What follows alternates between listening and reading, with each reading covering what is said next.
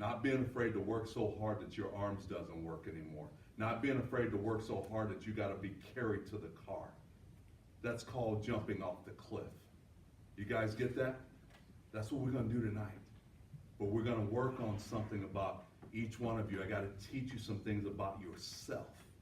Because if you can take care of yourself, one thing as a coach is I've always told my players, you got to take care of you first.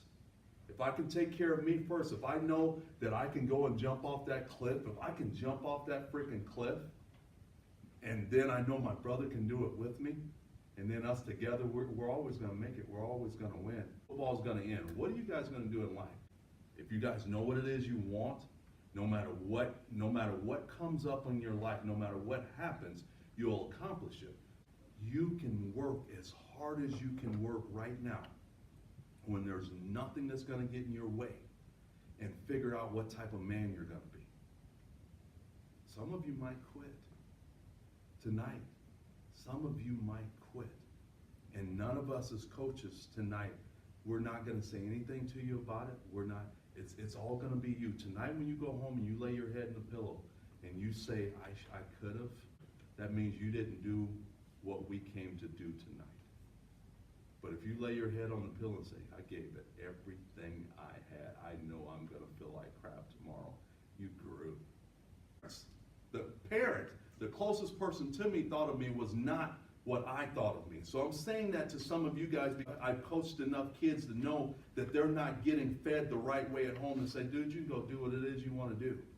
If you don't want to stay here, you leave. If you want to stay here, you stay here and you be the best that you can be. You can go do whatever it is you want to do, but you got to know what the hell it is that you want to do. I had to turn down all the scholarship offers, every last one of them. When they found out, they start backing out anyway. So I had to sit out a year. Here's what I did. I moved back home. I moved away from those guys. I got out of that environment. I moved back home, which nobody wants to do, and lived with my grandmother. And I would say from June to January, I had a goal. Here's what goals can do. Coach Ball, he said, kid, you're coming to my team and you're leading my team, and I need you there in January, is what he said. I don't need you there in the summer. We'll still be here for you. I need you in January. So what did he do? He gave me another goal. And I went home, and I had to get this all set up. I took 27 semester hours in one semester. I had never heard of this story before. I had to get permission to take all of these classes, so I moved home. And I spent hours and hours and hours. I'd commute to school for an hour. I'd start class at 8. I'd be done with class at 5. Plus I had classes I had to take, independent study. From 5 o'clock to 10 o'clock, I worked out every day. There's a thing called 10,000 hours by a guy by the name of Malcolm Gladwell. That's what Brett Taylor has. Now, I wasn't taught, he was born with it, but you can learn it. You can learn to have the fire inside of you every day if you focus on it every day. There is a secret to success, and I'm telling you about it right now. That's how Brett worked. That's how that horse. And then in the race, the horse goes out and beats everybody by 200 yards. It was a freaking cakewalk because he had practiced that hard every day. That's what Brett did every day. That's why he's in the NFL right now. But his mindset, coach, they ain't working out hard enough. I had to come here to get more done. Do any of you ever do that? Do you ever get up and just go for a run because you're burning inside about the game? If you don't, you ain't going to make it. If you don't get that, you ain't going to make it. If you don't have that energy, if you don't have that nervous twitch, you are not going to make it. If you want to win, you got to have that as a team. Leaders, you got to have that as a team. Somebody's got to bring it day in and day out. And I know you guys got somebody on the team like this, but as a freshman, we brought him up. We bring him up in practice and let him headhunt. That's just, he just didn't care. He went red and he didn't know how to turn it off. But he was just a beast. He's a beast today. But he was what we call the kid that you can't control, that got all the flags and just made the block in the back that he could have just held up because he's so itching and he just got to hit people. I mean, he was our fullback, he was our tailback, he was our outside linebacker. And he wouldn't do any of that if we didn't let him run down the field on kickoff. Everybody can see it. We're gonna do a test.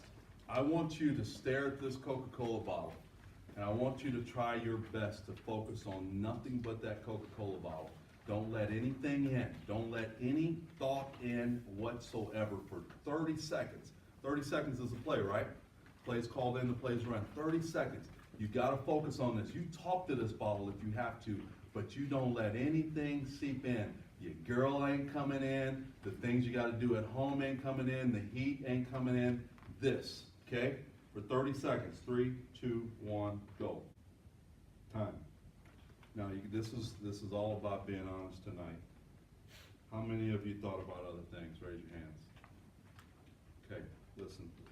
The play comes in, coach calls the play in. We get to the line, somebody jumps offside. Why? Because they couldn't retain what they needed to retain. Something else came in from the outside. This is called the dot drill. It's in your breathing. Just hear me out. I know it sounds corny because it sounded corny to me, but I swear to you, I never jumped off sides again, and I never forgot another play after I learned this. It's in your breathing. You stand in the huddle, and you focus on your breathing, and when the quarterback brings the play in, you breathe the play in. Number one, that's why you gotta be in shape, so you ain't worried about being winded, okay? Be in shape, but you focus on your breathing. That's all you do. It's in your breathing. If you can get your mind right, inhale through the nose, exhale out of the mouth. If you can get your mind right, it takes practice. It's unleashing fury for 30 seconds every play. And the minute the whistle blows, an S goes back to being an S. A D gets a flag because he gets a freaking face mask or something because he can't turn it off. So D's understand something. You got to be able to turn that off because that keeps you out of trouble. I's, inspiring type people. It's a person that talks. That is a gift.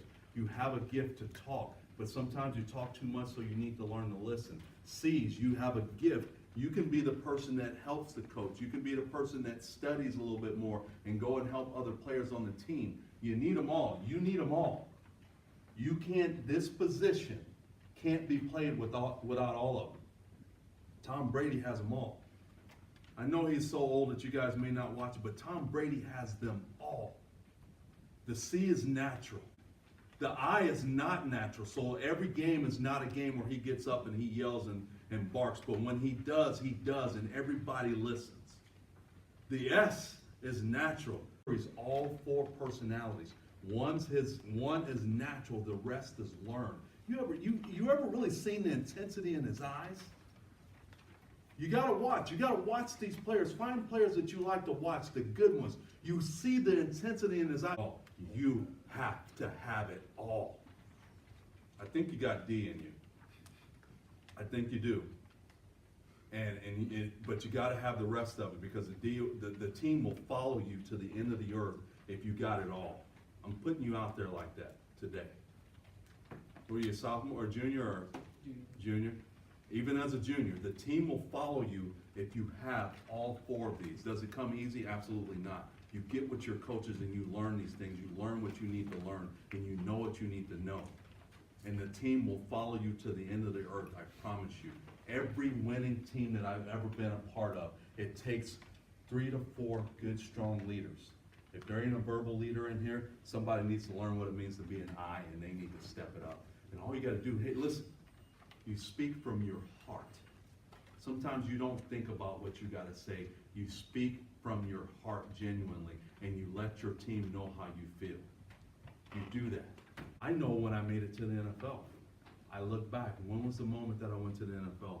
I went to the NFL the year that I didn't get to play football and I had to sit out a year. When I gave up everything for the game to get my dream and my goal. When I moved home. When I burned my brain out getting classes done.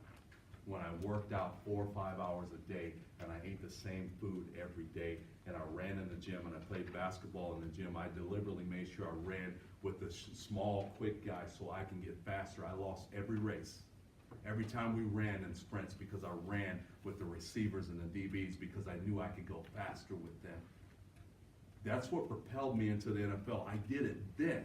It wasn't Western, I did it then. The whole idea of this tonight is not about us checking you out. The whole idea is a self-check to see if you can self-talk your way through it. Without self-talk, without being able to push yourself, the coaches are there to do it, but if you can do it internally, if you can raise yourself up internally, if you can raise your ceiling, imagine how much better you can be. Have you ever done something to failure? You understand? Don't ever be afraid of failure, because you gotta fail to succeed. If you're afraid of failure, you're never going to be a success. You learn from all your failures. You don't learn from your successes. You learn from your failures. So we're gonna physically fail. We're just gonna go to last man standing. You're gonna get down in a 4-point stance, and you're gonna hold it. And you're gonna hold it, and you're gonna shake, and things are gonna stop working. And that's when you reach that moment. That's when you jump off the cliff. You get it? I'm gonna take you to the cliff, and then you gotta jump off tonight. If you don't jump off, it's up to you. If you get up and walk out, I promise you, I won't say a word. Your coaches tonight will not say a word to you, because you're gonna say enough when you get home. I want to add right here that if you put enough into your kids, help them change their mindset, take them side by side to the cliff, jump off with them with your sacrifices, that they're going to do it. Not one single kid in this crowd quit. I watched each and every one of them, and of course there's always one in the crowd that wants to, but they had strong enough will to not give up and to not quit. It was 15 minutes of sheer pain and pressure, and they all finished. This is the fourth quarter, gentlemen.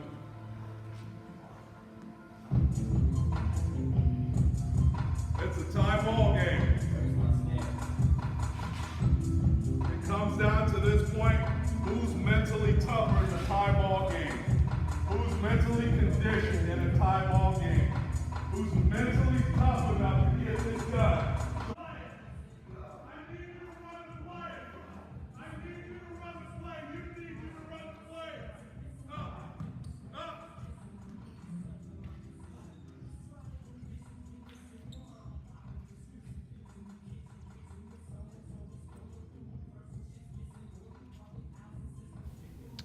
We have to teach our kids to be confident. We got to teach them about posture, their mindset, how to push themselves. If we can do that, you can change their lives, not just in sports, but as adults. This young man put his hands on his hips. That's a great sign of posture. Push your kids to make them better.